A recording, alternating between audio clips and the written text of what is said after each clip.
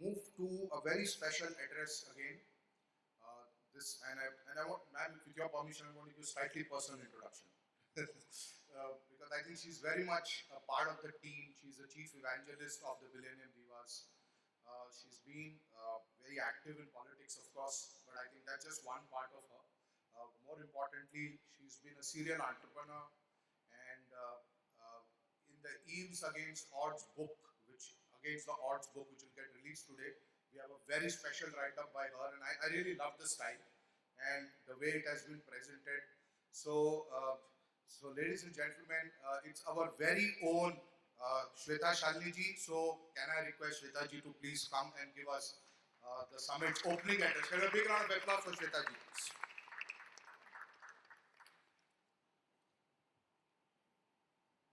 So thank you so much. And I think the day is made today. One, because we started the day with, yeah, uh, the day started with the India hockey team getting a bronze, followed up by the wonderful opening address by Ashish ji. Brilliantly more, he called me Sushri, so I'm delighted to start this address. Uh, Beyond everything else, Ashish ji, if this place had to start activity again, it had to be an all-women show. And I'm so delighted that we have taken the onus.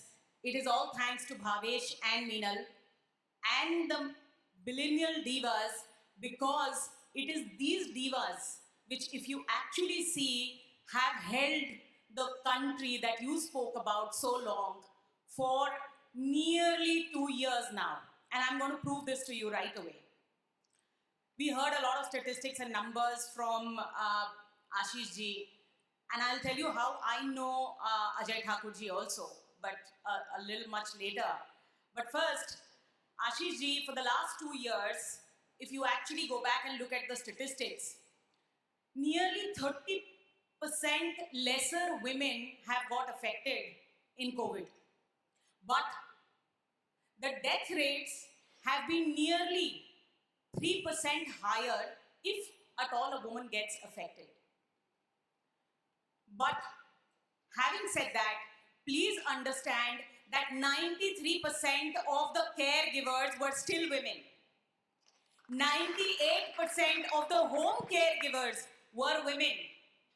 The people who made rotis while there were a lot of NGOs who were giving away this food, and in terms of NGOs, were women. It was women who was cleaning up the hospitals. It was women who were responsible for nearly 82% of the housekeeping staff. It is these women who were the backbone of the society and held up the society. And hence, today when I see the society coming back, country coming back, I know that it is on the shoulders of us women to bring it back up once again. There's been a small research that happened as to why women got affected less in COVID. And one of the first factors it talked about was hygiene factor. So women, it seems, take care of their hygiene a lot. And that's where I feel blessed to say that women become entrepreneurs, they take care of their hygiene at workplaces also. And this hygiene is not about cleaning up only the people or the premises, it also is cleaning up of the books. And hence, I'm proud to say that wherever you can see a woman, be it in politics, be it in entrepreneurship, the woman is bound to be statistically proven about 45% more honest and more hygienic, so to say, than a man. And this is what statistics say. But yet, Ashish ji and Ajay ji, because you do a lot of work around SMEs, and I know that a lot of women today have SMEs. I want to still give you statistics on how women are invisible in our world. Because the way you have talked about this hall. The centralized AC of any hall, any air-conditioned environment is built traditionally for a 70 kg, 40-year-old man. And hence, it's usually 5 degrees more colder for a woman. Do you know that we still don't have data sets on medical data sets for BP medicines that women have?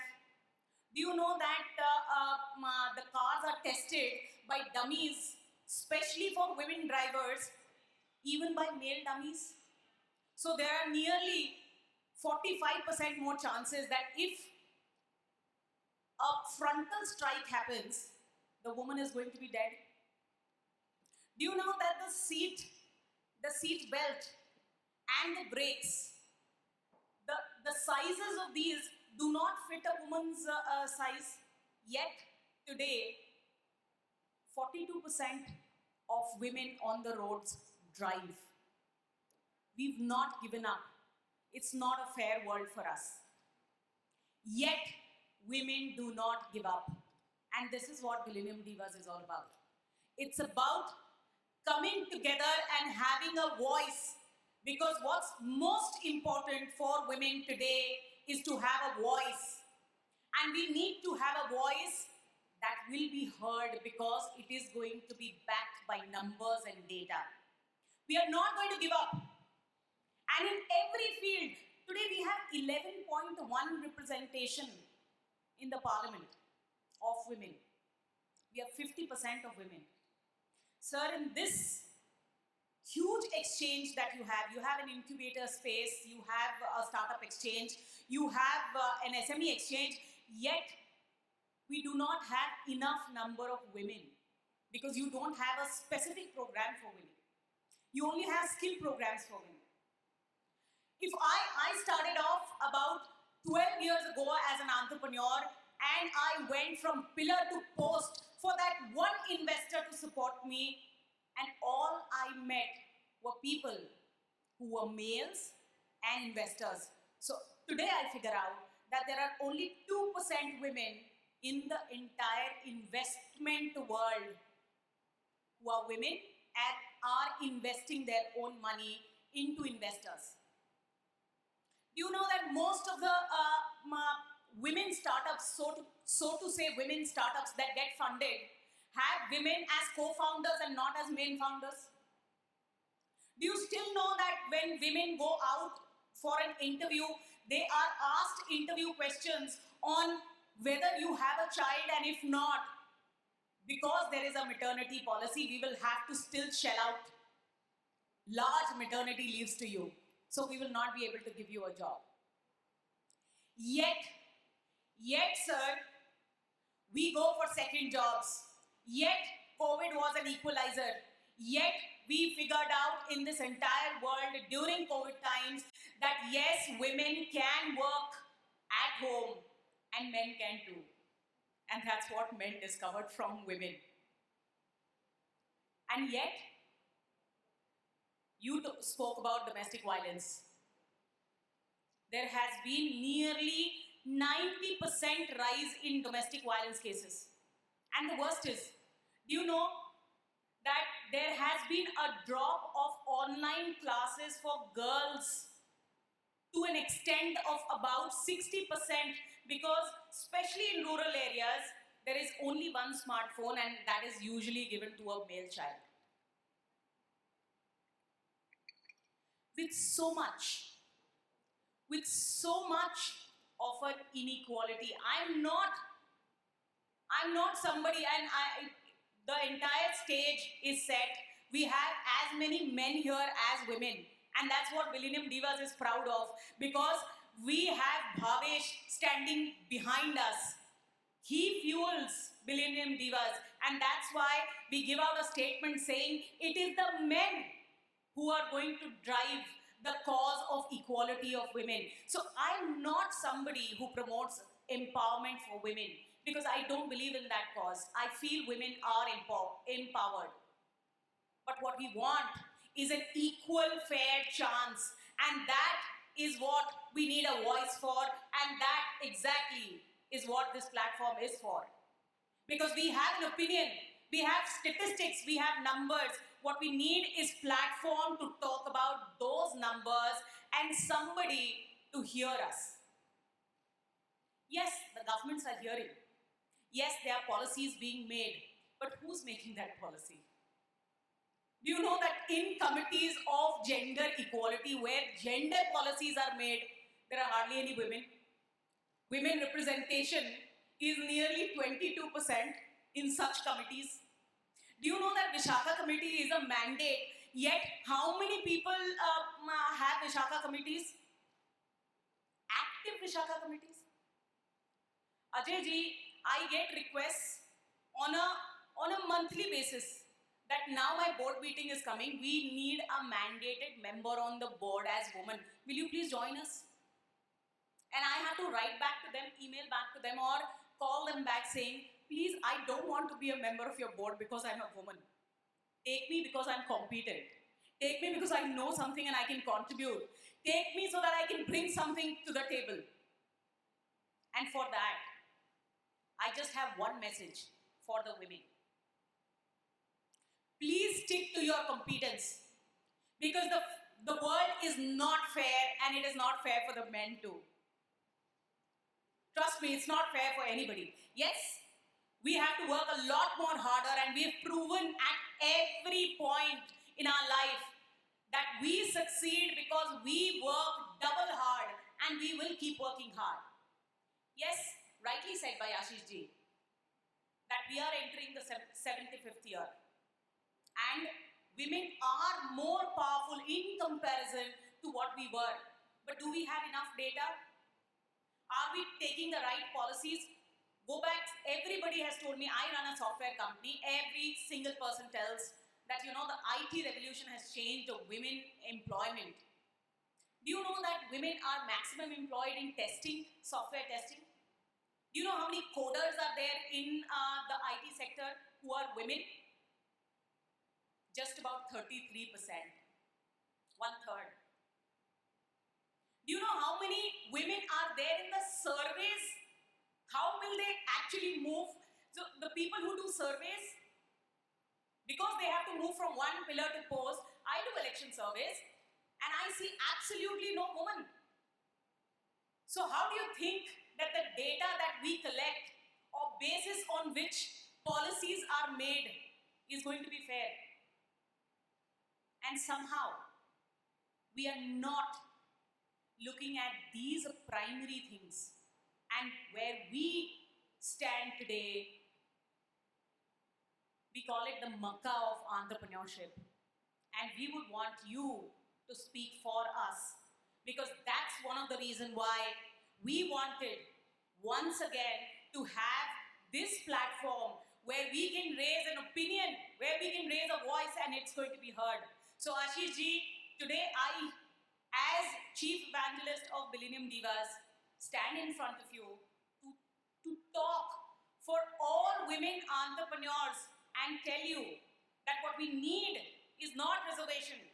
What we need is not complete fairness. What we only need is an equal opportunity. But please give us equal opportunity. And you know where it starts from? It starts from here. Because if the men start feeling that all's fair, it's not fair. Because even if after we've done all of it, we still get questions like, अच्छा बच्चों को तो time नहीं दे पाती होगी ना?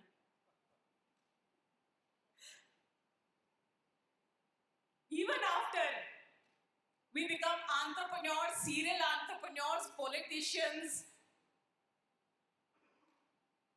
you get heard things like, सच में करना है? क्यों करना है? Were you a pet? You used to be a teacher's pet. Now who's your godfather? We don't need godfathers. We need doors to be opened for us. Because we are in any case going to push open the doors. We are all ready. But but we do not want to create as many doors. There are doors, just open it for us. And that is why we want the men to support us. Last but not the least, to women and the men sitting in this room, thank you so much for supporting this platform. Thank you so much for being who you are. Thank you so much for showing up. Because in today's time, it's most important to just show up and support. I think India has stood tall because we stood up for each other. And hence, I say, if at all this is going to be achieved, if at all India is going to be the next superpower, if at all we in our generation are going to see the times, then 50% of the population of the country has to contribute equally. And the other 50% has to support. It's not going to be a man versus woman world. And we don't want to be. We don't want it to be a woman's world because we want men in it. What we want is an equal world, and for that, what we want is an equal opportunity. And as Millennium Divas, this is what we promote. I'm happy that today we are going to be talking and reading and listening to a few stories of these 25 well-committed women. Yes, I had written a small short write-up for that book about things that is completely unknown about me. But what's most critical in that book is the journey of these 25 young women and how, against all odds, they stood. They stood tall. They stood successful. And one thing that is common that you are going to find in the entire book is that they always had somebody backing to support them. So to end, I will say this. Behind every successful man certainly is a woman. But trust me, behind every successful woman is a complete society, and this society has to stand up today, because if India is going to be the next superpower, we need every woman standing tall today. Thank you so much.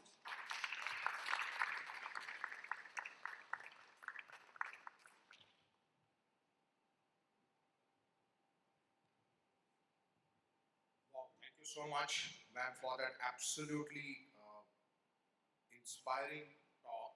And it's a very special day. I think one of the things Millennium Divas can be very proud of when we unveil the book in the next few minutes